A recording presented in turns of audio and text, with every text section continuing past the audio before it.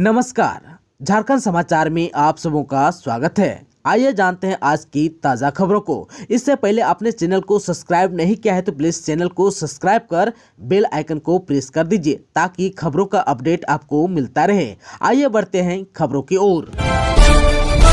Jharkhand cabinet ने नई उत्पाद नीति को दी मंजूरी, कुल 72 प्रस्ताव पर लगी मुहर।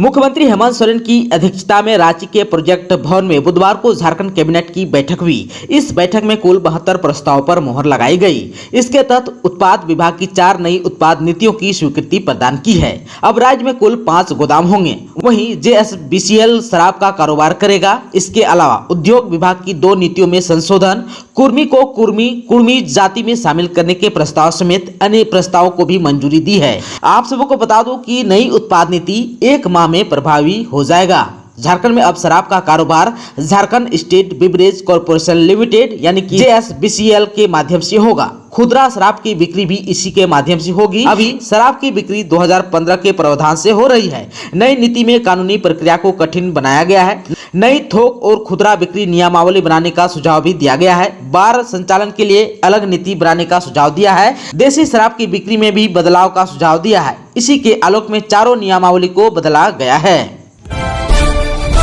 राज्यसभा ने भोक्ता समुदाय को ST में शामिल करने संबंधित विधेयक को दी मंजूरी। अर्जुन मुंडा ने पेश की विधेयक। राज्यसभा ने बुधवार को झारखंड में भोक्ता समुदाय को अनुसूचित जाति की सूची से हटाकर अनुसूचित जनजाति सूची में डालने तथा कुछ अन्य समुदाय को ST सूची में शामिल करने से संबंधित विधेयक को मंजूरी दे दी है। उच्च सदन ने केंद्रीय जनजाति कार्य मंत्री अर्जुन मुंडा द्वारा पेश किए गए संविधान आदेश विधेयक 2022 को चर्चा के बाद ध्वनि मत से पारित कर दिया। इससे पहले विधेयक पर हुई चर्चा का जवाब देते हुए मुंडा ने कहा कि प्रधानमंत्री नरेंद्र मोदी के नेतृत्व में सरकार जनजातीय वर्ग के मुद्दों पर संवेदनशीलता के साथ काम कर रही है। इस विधेयक के पारित होने से अब राज्य के मंत्री सह चतरा विधायक सत्यानंद भोक्ता के लिए परेशानी बढ़ गई है। अब मंत्री सत्यानंद भोक्ता चतरा से चुनाव नहीं लड़ पाएंगे। चतरा अनुसूचित जाति के लिए सुरक्षित सीट है। सत्यानंद भोक्ता SC के लिए आरक्षित चतरा सीट से चुनाव नहीं लड़ पाएंगे। झारखंड में 9वीं कक्षा के विद्यार्थियों को मिलेगी विशेष पुस्तकें। झारखंड के सभी सरकारी विद्यालयों की 9वीं कक्षा में नामांकित और अध्ययनरत विद्यार्थियों को अनिवार्य पुस्तकों के अलावा विशेष पुस्तकें उपलब्ध कराई जाएंगी। विशेष पुस्तकों में डिक्शनरी, एटलस, सामान्य ज्ञान और ग्रामर शामिल है। मुख्यमंत्री हेमंत सोरेन ने इससे संबंधित स्कूली शिक्षा एवं साक्षरता विभाग के प्रस्ताव को मंजूरी दे दी है। इस प्रस्ताव पर अब मंत्रिमंडल की स्वीकृति ली जाएगी। राज्य के सरकारी माध्यमिक या उच्चतर माध्यमिक विद्यालयों की 9वीं कक्षा में कुल 2,92,760 विद्यार्थी नामांकित हैं। इनमें 1,33,982 छात्र हैं, जबकि छात्राओं की कुल संख्या 1,58,778 है। इस तरह इन सभी विद्यार्थियों को सरकार की ओर से विशेष पुस्तकें उपलब्ध कराई जाएंगी। झारखंड में 45 लाख परिवारों को मिलेगा ₹1 किलो फोर्टिफाइड चावल। जून माह से देने की है तैयारी। कुपोषण मुक्त राज्य बनाने के लिए झारखंड की बड़ी आबादी को अब जून माह से ₹1 किलो फोर्टिफाइड चावल देने की तैयारी की जा रही है। झारखंड के 19 जिलों में इस योजना को शुरू किया जाएगा। अभी पायलट प्रोजेक्ट के तहत जमशेदपुर के 2 प्रखंड धालभूमगढ़ और चाकुलिया में यह योजना चल रही है, जिसकी सफलता के बाद अब केंद्र सरकार की ओर से इस योजना को उन जिलों में शुरू किया जाना है जहां घनी आबादी है।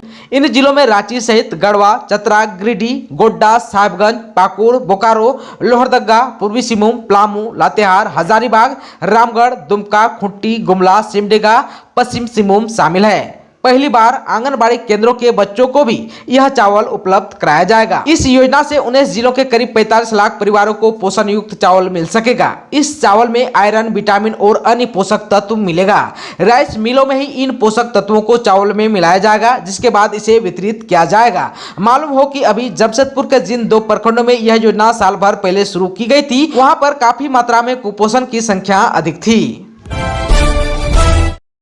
झारखंड के मॉडल स्कूलों में होगी संविदा पर शिक्षकों की नियुक्ति। जानिए क्या होगी चयन प्रक्रिया और सैलरी। राज्य के उत्कृष्ट और मॉडल स्कूलों में आवश्यकता अनुरूप कॉन्ट्रैक्ट यानी संविदा पर शिक्षकों की नियुक्ति होगी। स्कूली शिक्षा एवं साक्षरता विभाग ने कॉन्ट्रैक्ट पर नियुक्त होने वाले शिक्षकों का मानदेय तय कर पत्र जारी किया है। पत्र के अनुसार प्राथमिक से लेकर +2 तक की पढ़ाई के लिए केंद्रीय विद्यालय के तर्ज पर कॉन्ट्रैक्ट पर शिक्षकों की नियुक्ति की जाएगी। राज्य सरकार द्वारा 80 विद्यालय को उत्कृष्ट और 4416 विद्यालय को आदर्श विद्यालय के रूप में विकसित किया जा रहा है। शिक्षा विभाग के पत्र के अनुसार +2 विद्यालय के शिक्षकों को 27,500 रुपये, हाई स्कूल शिक्षकों को 26,250 रुपये और प्राथमिक और मध्य विद्यालय के शिक्षकों को 21,250 रुपये मानदेय मिलेगा। शिक्षकों की योग्यता राज्य सरकार की शिक्षक नियुक्ति नियमावली के अनुरूप होगी। शिक्षक नियुक्ति के न्यूनतम उम्र सीमा 21 और अधिकतम 55 वर्ष तक है। खबर है झारखंड के गुमला से। जेजेएमपी का पूर्व नक्सली अशोक लकड़ा को गुमला पुलिस ने किया है गिरफ्तार। AK-56 समेत कई हथियार बरामद। गुमला जिला अंतर्गत चैनपुर एवं डुमरी थाना की पुलिस ने चैनपुर थाना स्थित नवाटोली गांव से नक्सली संगठन जेजेएमपी के पूर्व सक्रिय सदस्य अशोक लकड़ा उर्फ अमर को गिरफ्तार किया है। अमर जेजेएमपी का साथ छोड़ने के बाद अपने 4-5 अन्य सदस्यों के साथ अलग से संगठन बनाकर काम कर रहा था। जिस समय पुलिस ने गिरफ्तार किया उस समय वह घायलावस्था में था। पुलिस ने अशोक की निशानदेही पर AK-56 राइफल समेत अन्य हथियार बरामद किया है। इस बात की जानकारी SP डॉक्टर एहतसाम बाकरीम ने पत्रकारों को दी। रहे सावधान, कई जिलों में दिखेगा हीट वेव का असर। तेज लू को लेकर मौसम विभाग ने जारी किया येलो अलर्ट। झारखंड के विभिन्न हिस्सों में गर्मी और तेज लू का असर अभी से दिखने लगा है। राज्य में यह पहला मौका है जब मार्च में ही लू चलने लगी है। मौसम विभाग ने 30 मार्च से ही हीट वेव चलने को लेकर राज्य के 1 दर्जन जिलों में येलो अलर्ट जारी करते हुए लोगों से सावधानी बरतने की अपील की है। गर्मी के कारण राज्य के कई शहरों का तापमान 40 डिग्री के आसपास पहुंच गया है, जो अगले 2 से 3 दिनों में 2 से 3 डिग्री तक और बढ़ सकता है। मंगलवार को देवघर और डाल्टनगंज का तापमान 39 डिग्री के पार रहा, वहीं रांची का तापमान 36 डिग्री के पार रहा।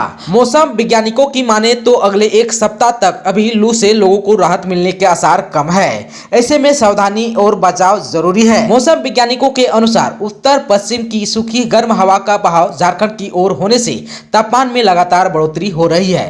राजस्थान, गुजरात, मध्य प्रदेश और उत्तर प्रदेश में लू का असर बढ़ने से 4-5 दिनों तक झारखंड में भी असर दिखने को मिलेगा। 2 अप्रैल के बाद से ही हीट वेव का असर कम होगा। मौसम में लगातार हो रहे बदलाव का असर राज्य के सभी हिस्सों में देखने को मिल रहा है। मौसम विभाग के वरिष्ठ वैज्ञानिक अभिषेक आनंद के अनुसार 31 मार्च से झारखंड के गढ़वा, पलामू, लातेहार, चतरा, बोकारो, धनबाद, सिमडेगा, पूर्वी सिंहभूम, सरायकेला, खरसावां, पश्चिमी सिंहभूम, गोड्डा समेत 1 दर्जन जिलों में तेज लू चलेगी। अगले 1 सप्ताह तक यह स्थिति बनी रहेगी। इन जिलों में येलो अलर्ट जारी किया गया है। सरहुल और रामनवमी शोभा यात्रा को लेकर जारी हुआ गाइडलाइंस, कई शर्तों के साथ निकाले जाएंगे जुलूस। झारखंड की हेमंत सोरेन सरकार ने सरहुल और रामनवमी शोभा यात्रा समेत अन्य धार्मिक जुलूस निकाले जाने को लेकर गाइडलाइंस जारी की है। इसके तहत एक जुलूस में 100 लोगों को शामिल होने की छूट दी गई है। साथ ही जुलूस के दौरान म्यूजिक या डीजे बजाने पर रोक लगाई गई है। इसके अलावा धार्मिक जुलूस शाम 6 बजे तक ही निकाले जाएंगे। इस संबंध में मुख्य सचिव सुखदेव सिंह ने गाइडलाइंस जारी की है।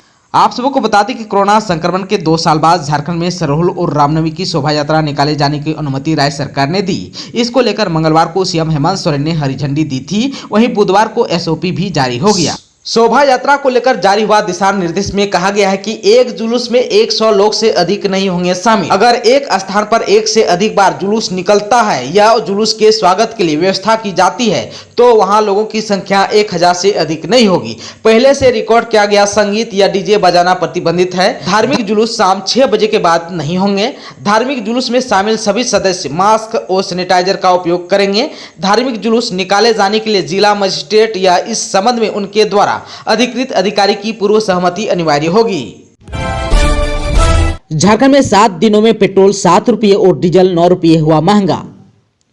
झारखंड में पेट्रोल डीजल की वृद्धि लगातार जारी है। तेल कंपनियों ने पेट्रोल और डीजल के भाव में लगातार 9वें दिन बढ़ोतरी कर दी है। 137 दिन के विराम के बाद तेल कंपनियों ने 22 मार्च से ही तेल की कीमतों में वृद्धि करनी शुरू कर दी थी, जो आज तक जारी है। राजधानी रांची में पेट्रोल और डीजल की कीमत में क्रमशः 81 और 84 पैसे की वृद्धि की गई है, जिससे पेट्रोल की कीमत जहां 104 रुपये 22 पैसे प्रति लीटर हो गई, वहीं डीजल भी 97.42 पैसे प्रति लीटर पर पहुंच गया। आप सबको बता दें कि कल भी पेट्रोल पेट्रोल की कीमतों में 82 पैसे तो वहीं डीजल की कीमतों में 73 पैसे की बढ़ोतरी की गई थी। वहीं मंगलवार से पेट्रोल की कीमत में 5 रुपये 70 पैसे तो डीजल के मूल्य में 5 रुपये 86 पैसे की वृद्धि हो गई है।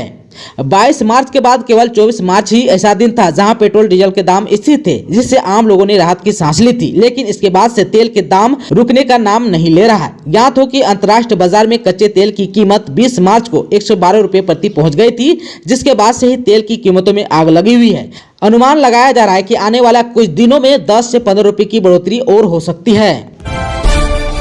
खबर है झारखंड के रांची से। रांची के स्मार्ट सिटी में झारखंड के मंत्रियों के बंगले का निर्माण कार्य शुरू, मिलेगी सारी सुविधाएं।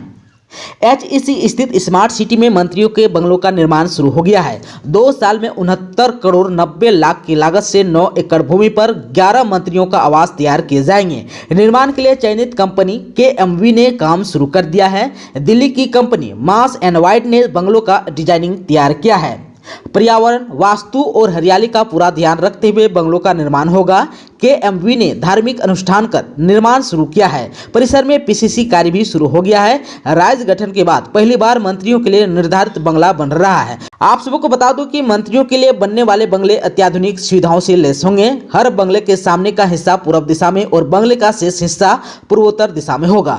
स्नानागार, शौचालय, किचन, आवासीय कार्यालय, प्रतीक्षालय और बेडरूम का निर्माण वास्तु को ध्यान में रखकर किया जा रहा है। डुप्लीकेट आकार में 2 तल के बंगले बनाए जा रहे हैं। भूतल पर 2 बेडरूम, प्रतीक्षालय, बैठक कक्ष, 2 शौचालय, पेंट्री कक्ष और डाइनिंग हॉल का निर्माण किया जाएगा। हर बंगले में बालकोनी युक्त 5 बेडरूम होंगे। फर्स्ट फ्लोर पर मास्टर बेडरूम सहित कुल 3 बेडरूम होंगे। बंगले के परिसर में club house, swimming pool, gym, open gym, children play zone, volleyball और बैडमिंटन कोर्ट की भी सुविधा रहेगी। बंगले में सुरक्षा गार्ड वॉल भी बनाया जाएगा। पूरा परिसर हरियाली युक्त रहेगा। वहां लैंडस्केपिंग कराकर उम्दा किस्म की घास लगाई जाएगी। छायादार एवं फलदार वृक्ष से पूरा परिसर आच्छादित रहेगा। अब तक राज्य में मंत्रियों के लिए बंगलों का निर्माण नहीं हुआ था। मंत्री पुराने बंगलों में ही रह रहे थे। मुख्यमंत्री के निर्देश पर राज्य में पहली बार मंत्रियों के लिए बंगलों का निर्माण शुरू किया गया है। तय समय में इसे पूरा भी कर लिया जाएगा। सरहुल पर्व से आदिवासी समुदाय का नव वर्ष होता है शुरू, जानिए सखुआ वृक्ष का विशेष महत्व। सरहुल पर्व की तैयारी शुरू हो गई है। वहीं CM हेमंत सोरेन की ओर से जुलूस निकाले जाने संबंधित हरी झंडी मिलने के बाद तैयारी जोर पकड़ ली है। सरहुल पर्व से आदिवासियों का नव वर्ष शुरू होता है, इसलिए आदिवासी समाज के लोग इसे पूरे उत्साह एवं उमंग से मनाते हैं। वहीं इस पर्व में सखुआ वृक्ष का विशेष महत्व होता है। साथ ही पाहन घड़े में पानी देकर बारिश का अनुमान लगाते हैं। सरहुल पूजा में प्राकृतिक संतुलन एवं सृष्टि को बनाए रखने की कामना की जाती है। पतझड़ के बाद पेड़ पौधे की टहनियों पर हरी हरी पत्तियां जब निकलने लगती है, आम के मंजर तथा सखुआ और महुआ के फूल से जब पूरा वातावरण सुगंधित हो जाता है, तब यह पर्व मनाया जाता है। इस पर्व में सखुआ के वृक्ष का विशेष महत्व है। आदिवासियों की परंपरा के अनुसार इस पर्व के बाद ही आदिवासियों का नव वर्ष शुरू होता है।